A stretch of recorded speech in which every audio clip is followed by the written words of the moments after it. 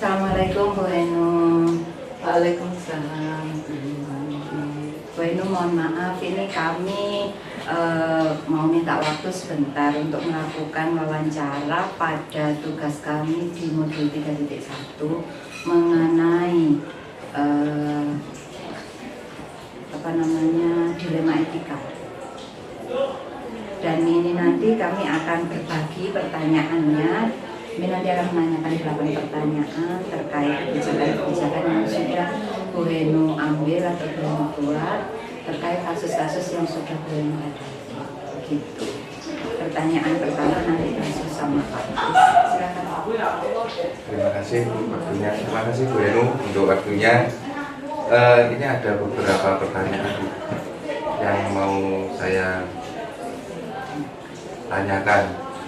Yang pertama tentang ini Bu, bagaimana Bu Enu selaku kepala sekolah dapat mengidentifikasi kasus-kasus yang merupakan dilema etika atau rujukan moral? Terima kasih. Untuk mengidentifikasinya ya kita lihat dari kasus per kasus ya. Ini termasuk kasus biasa ataukah kasus yang menyebabkan dilema etika. Nah, dari kasusnya kita akan tahu. Misalnya ini, kalau kasus anak bolos tidak masuk sekolah itu kan kasus biasa. Nah, ketika kasus anak ini sudah berhubungan dengan pihak luar yang menyangkut nama baik sekolah maupun nama baik individu ya sebagai kepala sekolah atau lembaga, ini merupakan dilema etika. Misalnya kasus perkelahian. Kalau misalnya ini bisa kita selesaikan di lingkup sekolah ya sudah selesai. Tapi ketika ini tidak bisa diselesaikan di lingkup sekolah dan orang tua tidak bisa diajak kompromi, mau tidak mau kan akhirnya mencuat keluar ya, misalnya sampai ke polisi. Nah, ini merupakan dilema etika. Di satu sisi kalau kita tutup kasusnya selesai, tidak menjadikan pembelajaran yang benar-benar bermakna untuk si pelaku. Tapi kalau kita teruskan ke jalur hukum, ini pasti yang kena dampaknya itu bukan pelaku saja, tapi lembaga juga kena karena berhubungan dengan nama baik lembaga. Terima kasih Bu. Terus kalau itu Bu, kalau bagaimana Bu Enu mengambil keputusan ya dikala ada kasus-kasus di mana ada dua kepentingan yang sama-sama benar gitu? Untuk mengambil keputusan ya memang tidak mudah, harus kita cermati dengan baik, terutama keputusan itu sebisa mungkin win-win solution, dan tentu kita akan mempertimbangkan baik buruknya ya, mana yang memberikan dampak paling kecil, ya itu yang akan kita ambil. Jadi misalnya ketika orang tua bisa didamaikan di sekolah, ya itu yang kita ambil. Kalau misalnya tidak bisa terus sampai berlanjut ke polisi misalnya, ya nanti di polisi pun kita berusaha nego supaya istilahnya apa ya kalau di polisi itu, restorasi justice RJ. Jadi diselesaikan secara kekeluargaan, tidak sampai proses pengadilan. Saya yakin RJ restoratif justice itu juga sudah memberikan efek jera kepada pelaku. Terima kasih Bu. Ini kalau dari saya ini nanti pertanyaan terakhir nanti dilanjut sama Bu Wiwit. Yang mau saya tanyakan terakhir Bu, ini mungkin ada prosedur atau langkah-langkah yang biasa Bu Henu lakukan dalam pengambilan sebuah keputusan untuk sebuah kasus gitu Bu? Langkah yang diambil yang pertama koordinasi dengan tatib, koordinasi dengan wali kelas, koordinasi dengan BK. Kemudian kita identifikasi atau panggil yang bermasalah untuk konfirmasi itu. Kemudian untuk mengambil keputusan, ya kita lakukan diskusi bersama atau konferensi kasus sambil melihat aturan atau tatib yang berlaku di sekolah. Terima kasih Bu untuk waktunya. 3 pertanyaan ini. Oke. Sekarang dilanjutkan sama Bu. Terima kasih Pak Kris. Saya yang lanjut sekarang Bu Henu. Terus hal-hal apa saja yang selama ini sudah Bu Henu anggap efektif dalam pengambilan keputusan pada kasus-kasus dilema etika? Yang pertama, kita harus benar-benar cermat dalam membaca kasus ya, mencermati kasus yang terjadi, mencermati juga peluang-peluang. Kalau keputusan A resikonya bagaimana, manfaatnya bagaimana. Kalau keputusan B resikonya bagaimana, manfaatnya bagaimana. Nah itu kita harus cermati segala kemungkinan terhadap keputusan yang kita ambil. Setidaknya keputusan yang kita ambil itu bisa win-win solution, kemudian memberi dampak yang paling kecil lah terhadap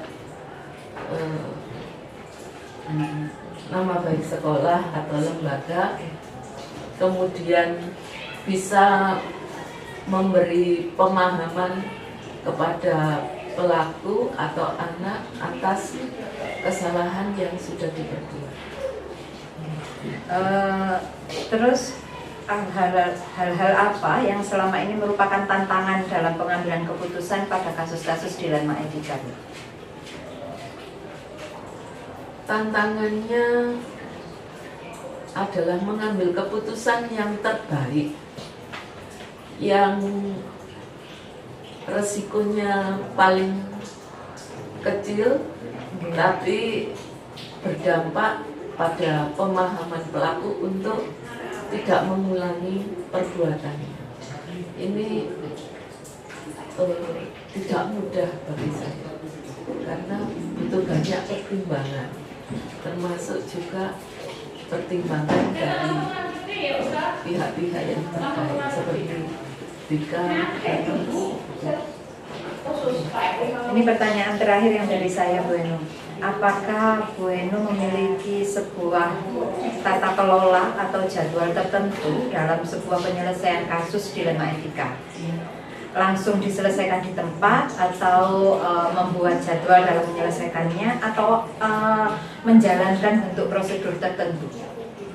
Kalau untuk penjadwalan, ini kan yang namanya kasus itu kan insidental ya. Iya. Biasanya kalau ada kasus, saya akan membuat jadwal untuk kasus itu. Jadi tidak berlaku untuk semua ya. Jadi misalnya kasus A hari ini terjadi, hari ini juga kita lakukan konferensi atau konfirmasi ya, memanggil pelaku-pelaku. Kalau misalnya kasusnya besar, saya berkoordinasi dengan BK, Tatib, dan Humas. Kira-kira kapan pemanggilan orang tua, kemudian untuk memaparkan kasusnya, kemudian kapan kita melakukan konferensi kasus sehingga kita bisa memutuskan apa yang harus dilakukan.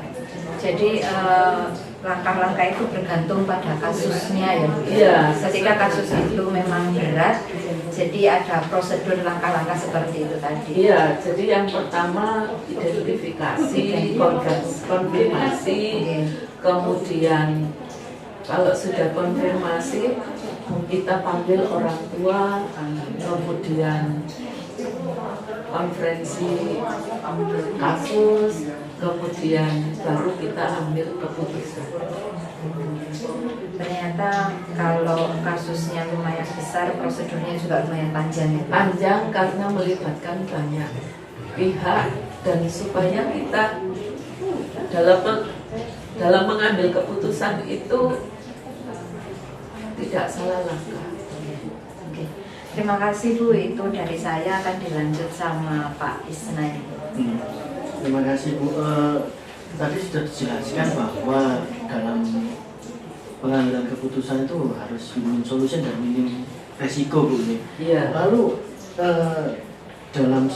selama pengambilan keputusan ini, apakah yang membuat Ibu selaku pimpinan sekolah dalam menghadapi kasus itu banyak membantu faktor-faktor atau variabel-variabel apa yang membantu dalam pengambilan keputusan, membuatnya mudah untuk diputuskan bahwa ini jalan yang terbaik?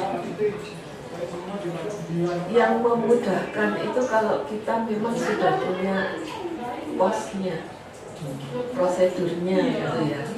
Kita punya prosedurnya, kemudian kita punya aturan atau tata tertibnya sehingga mudah untuk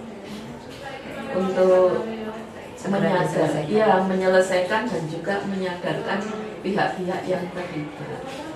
Misal, ketika kita punya kasus yang berat, contoh miras misalnya.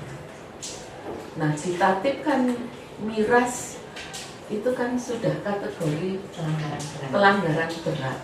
Nah, kita tinggal mengarahkan orang tua ini loh masuk di kelompok ini, sehingga keputusan yang kita lakukan itu sudah sesuai, ada dasarnya, ada pakemnya gitu. Terus kalau misalnya butuh penanganan lebih lanjut, kita butuh proses lebih panjang ya. Nah, itu melibatkan pihak luar, contohnya psikolog. Nah, ini butuh proses. Nah, kita akan minta bantuan psikolog kalau kasusnya berat.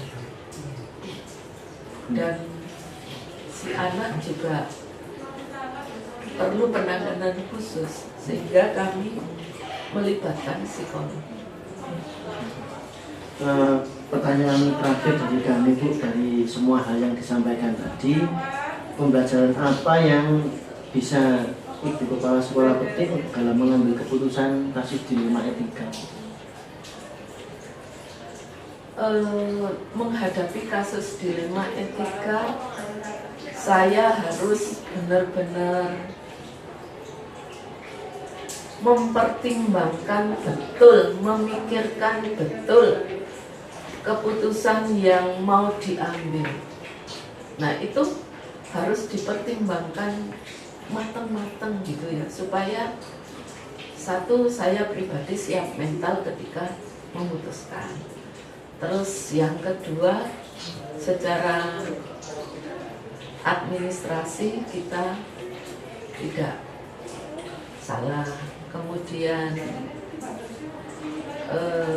kita juga membantu supaya pelaku itu bisa tertangani dengan baik.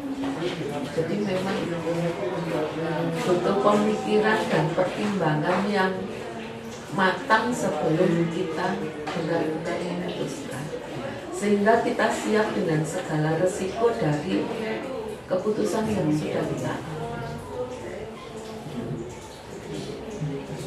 Oke, terima kasih Bu Eno sudah bersedia bersedia meluangkan waktunya untuk kami wawancarai.